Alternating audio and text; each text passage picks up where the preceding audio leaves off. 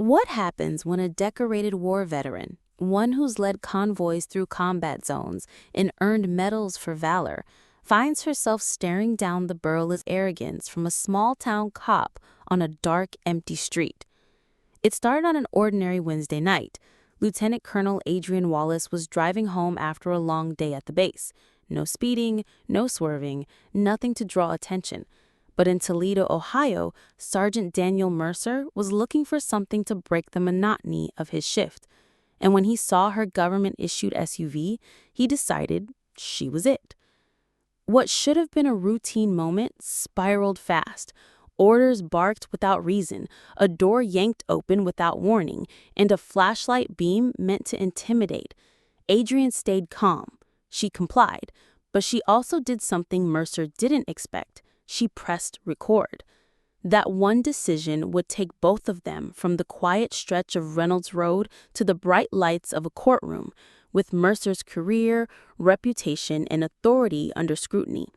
Along the way, we'll see just how far one woman is willing to go to prove that power without responsibility is nothing more than fear in disguise. Stay with me until the end, because the moment the verdict is read and the look on Mercer's face when he realizes the fight he's already lost is something you won't want to miss.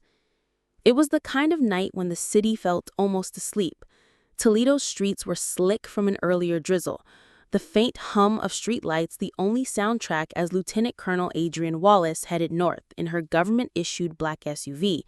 She'd just spent 5 hours in a strategy meeting 2 states over, long enough to drain most people, but Adrian thrived on precision and long days. The road stretched ahead in clean, dark lines, and she was already picturing the quiet of her apartment, the warmth of a late-night tea before bed. Her dashboard clock read 11:14 p.m. No speeding, no swerving, not even a phone in her hand. She hummed softly to the muted rhythm of tires on asphalt. But a half a mile back, in the shadow of an empty strip mall, Sergeant Daniel Mercer sat slouched in his cruiser, coffee gone cold, scrolling his phone. A slow night made him restless, and restless meant looking for something to do. When Adrian's unfamiliar SUV rolled past, its tinted windows reflecting the sodium glow, Mercer's boredom sharpened into suspicion. He tossed the cup onto the passenger seat and flicked on his lights. The sudden red-blue strobe lit the wet pavement like a crime scene. Adrian's jaw tightened. She checked her mirrors, signaled, and eased to the curb, hands at 10 and 2, calm but alert. The cruiser door slammed. In her side mirror, she saw him, tall, broad-shouldered, moving with the kind of deliberate confidence that came from wearing a badge for too long without challenge. One hand hovered near his holster, the other gripping a flashlight. He didn't circle to the passenger side for safety. He came straight to her window. "License and registration," he said flatly. No greeting, no explanation. Adrian lowered her window halfway. "Officer, may I ask why I was stopped?" "You were drifting between lanes," he said flatly, the flashlight beam cutting into her eyes. "Didn't signal. Looked like you might have been drinking." "I wasn't." Her voice was steady. "License and registration," he repeated louder. She moved slowly, retrieving her documents from the glove box. "This is a government vehicle. I'm a federal employee." Mercer glanced at her ID, smirked. "Military? Doesn't mean you're above the law." "I never said I was." "Step out of the vehicle. I'm doing a sobriety test." Adrian blinked. "On what grounds? I've cooperated. I haven't been drinking. I'd like to know the reason." "You refusing a lawful order?" He stepped closer, tone sharp. "I'm asking for an explanation." That was enough for him. Without another word, he yanked her door open. The cold air rushed in. Adrian quietly reached for her phone, tapped record. "Just so we're clear," she said, "this interaction is being recorded." For a split second, his eyes flicked to the phone. A hesitation, but pride won over caution. Out now. Adrian stepped out, posture tall, not aggressive, but unmistakably firm. The streetlight threw long shadows across the wet asphalt as Mercer made her walk a straight line like some weekend drunk. She passed flawlessly. Still, he scribbled out a citation, failure to maintain lane, and handed it over with a practiced flick. Adrian took it without a word, just a steady look that said she wasn't done. Neither of them knew that this small slip of paper was the first move in a battle neither would forget. By the time Adrienne reached her apartment, the city was silent, the kind of silence that made the night feel heavier.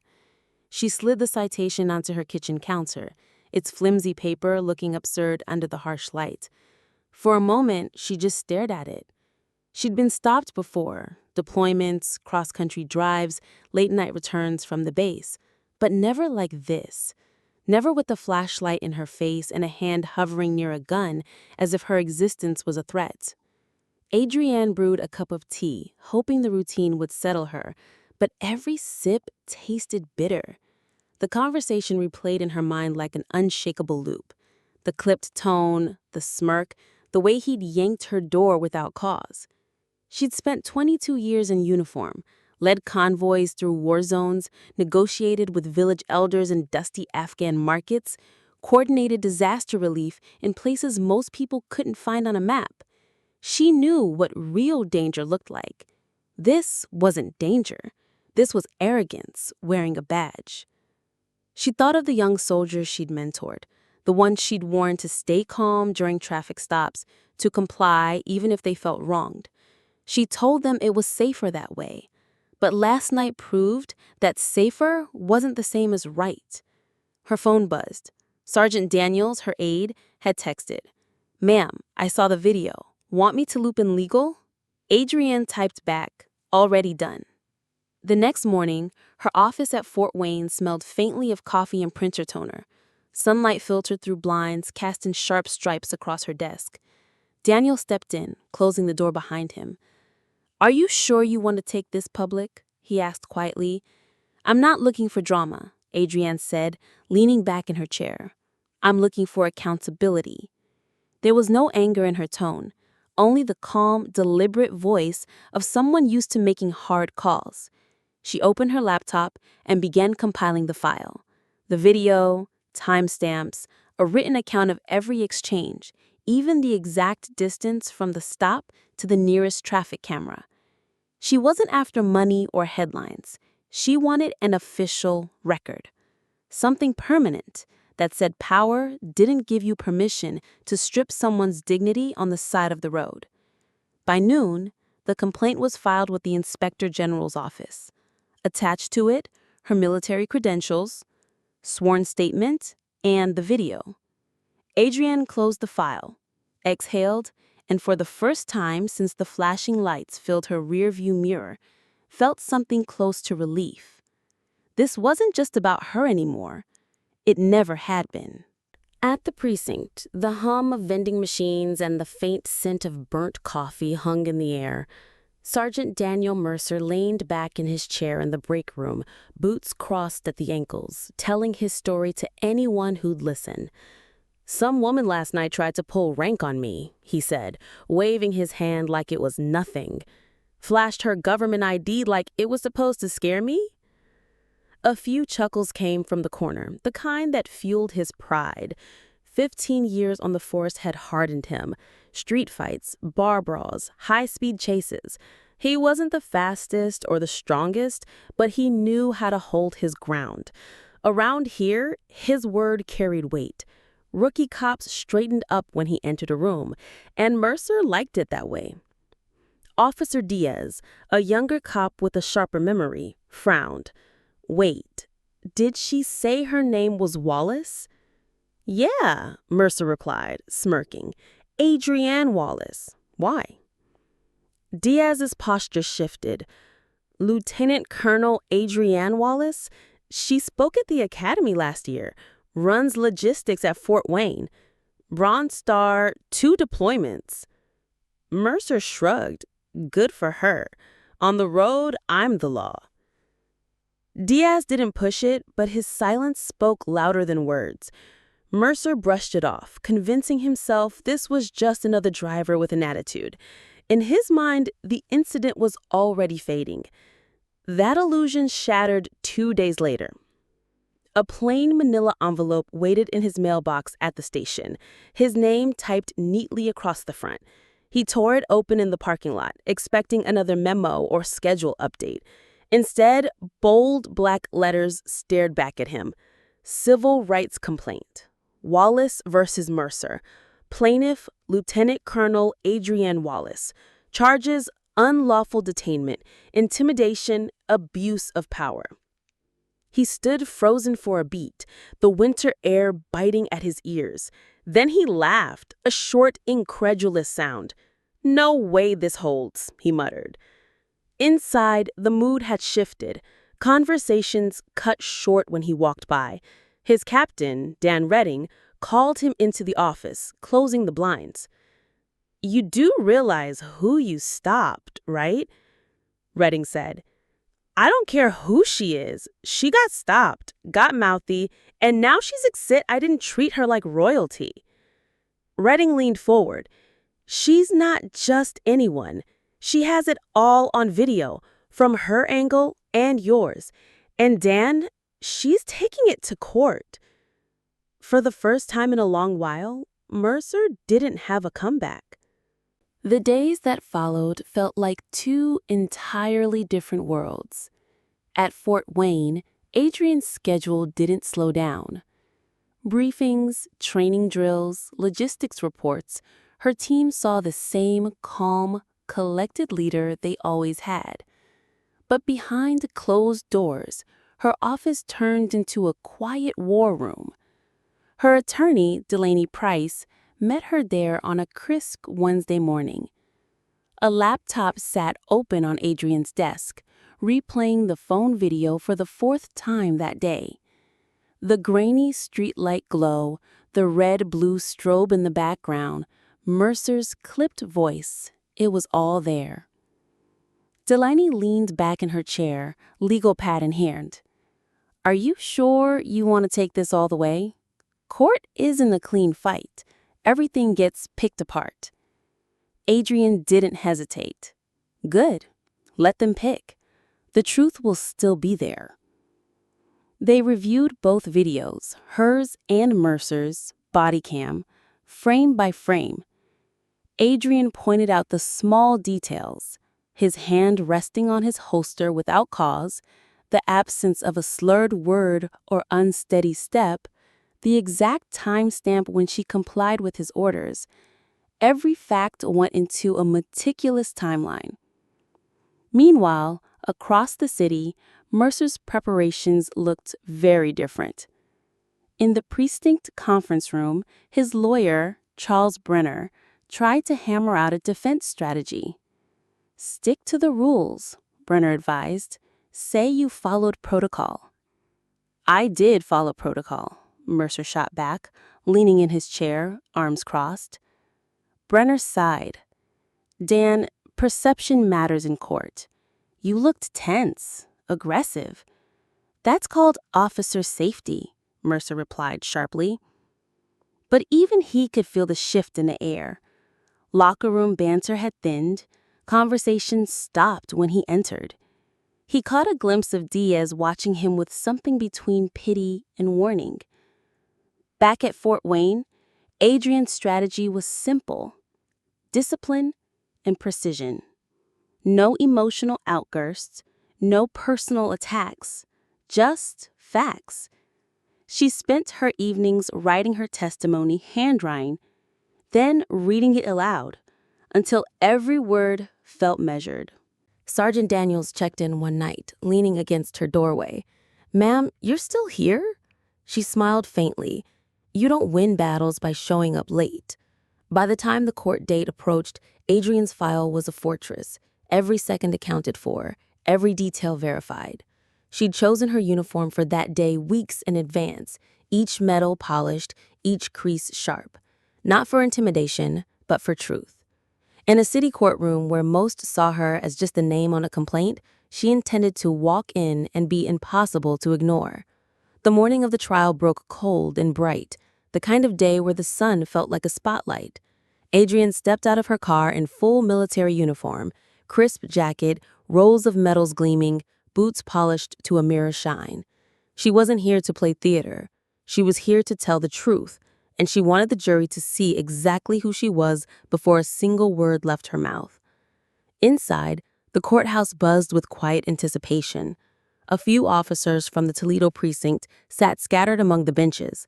On the opposite side, soldiers from Fort Wayne occupied an entire row, their postures straight, their expressions unreadable. Civilian onlookers whispered, wondering what could possibly connect a decorated lieutenant colonel and a city patrol sergeant in a courtroom like this. Mercer was already at the defense table, wearing a dark suit instead of his uniform. His gaze flicked up when Adrian entered, and for the first time his smirk faltered. He looked smaller somehow, less certain, though his shoulders stayed squared. When the judge called the court to order, the air shifted. Every shuffle of paper, every cough in the gallery felt amplified. Adrian took the stand first. Delaney Price, her lawyer, began with measured calm.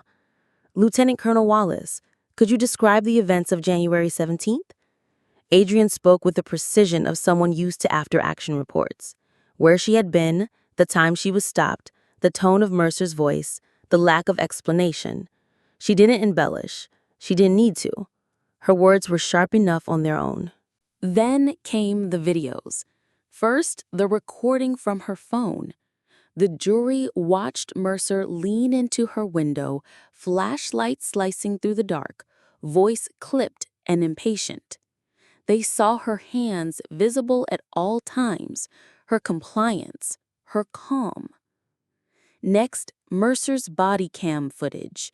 The angles changed, but the tone did not. His hand near his holster, the abrupt order to get out now, the absence of any clear reason for escalation.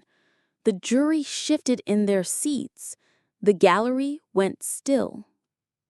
When it was Brenner's turn to cross-examine, he tried to frame the stop as standard procedure. Isn't it possible Officer Mercer was simply doing his job?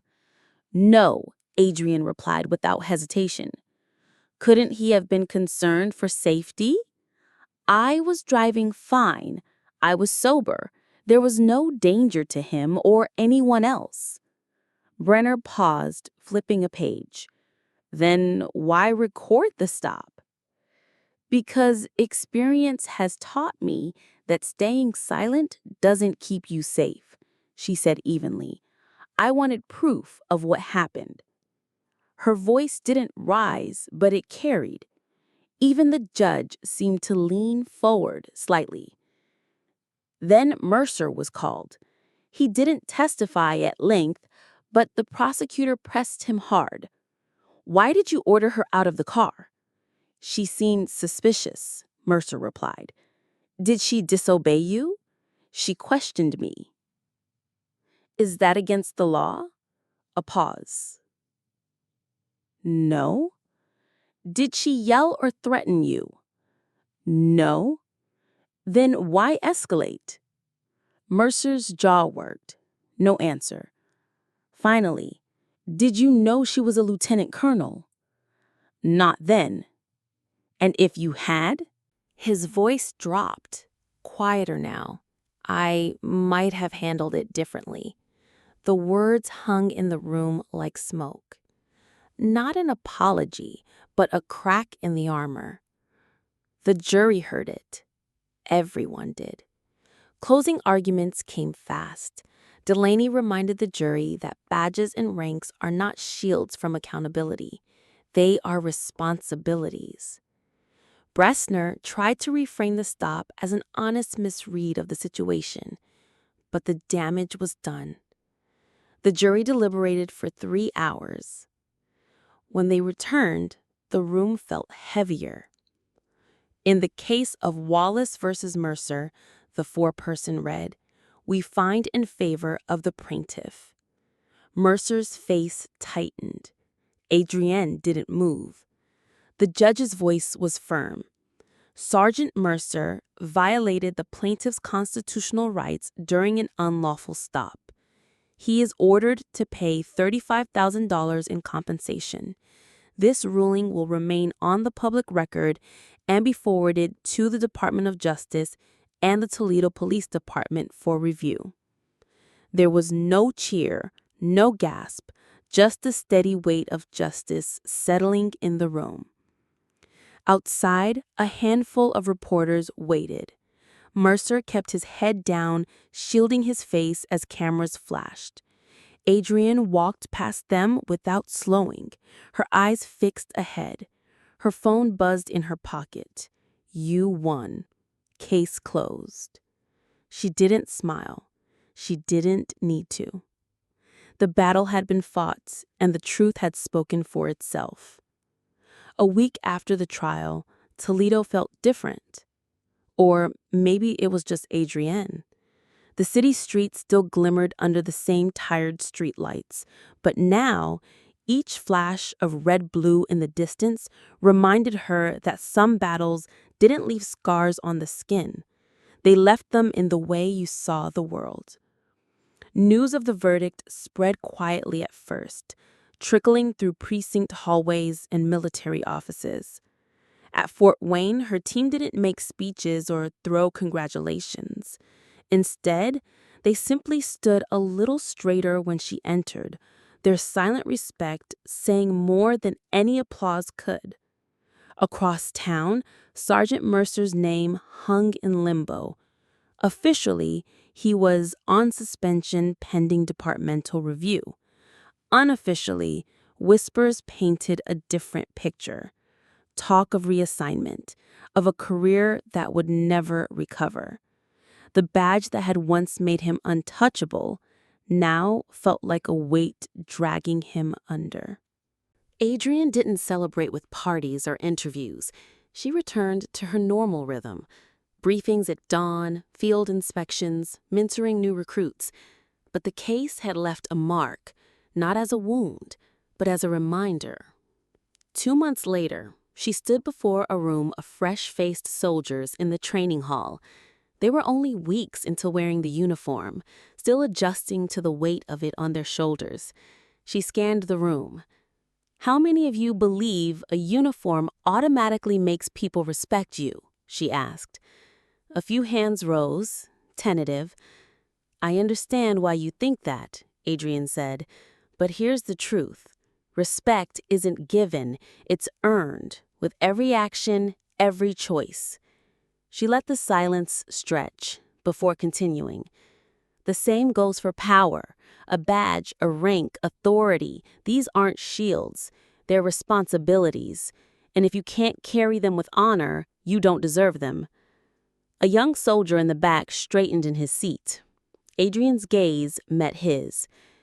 "When I was stopped by an officer who forgot his duty, I could have stayed quiet. I could have let it go. But I didn't. I recorded it. I reported it. I stood my ground, not because I wanted a fight, but because silence helps the wrongdoers, and courage protects everyone." Her voice lowered, deliberate. Power without responsibility is just a disguise for fear. The room was still. No applause, no cheers, just understanding. Adrian closed her folder, stepped down from the podium, and walked away, not for recognition, but because the point had been made. Some victories live in headlines. Others live in the way people choose to lead after hearing the truth. The courthouse doors had closed weeks ago, but for Adrian, the echoes lingered. Not in the verdict, not in the compensation, but in the stillness that followed. She'd learned long ago that real victories rarely came with parades. Sometimes they came in the quiet moments, when you caught your own reflection and knew you hadn't looked away this time. She thought about the night it all began, the wet pavement, the flashing lights, the voice that tried to shrink her into silence. It would have been easier to comply, to accept the citation, to let the incident fade into the background noise of life. Easier, yes, but easier. Standing on the parade ground at Fort Wayne, the winter wind cut sharp across her face. A row of new recruits listened as she spoke, their eyes young but already touched by the weight of responsibility. She didn't tell them to fight every battle. She didn't tell them to challenge authority at every turn. She told them to know when it mattered, when the fight wasn't just for them. Because the truth is, a badge or a rank is never the victory. It's a trust, and trust requires courage. As she left the field, boots crunching on frozen gravel, Adrian felt no triumph, no vengeance, just a steady, grounded certainty. The kind that comes from knowing that in one small corner of the world, fear had lost to courage, and silence had given way to truth. And that, she knew, was worth every step.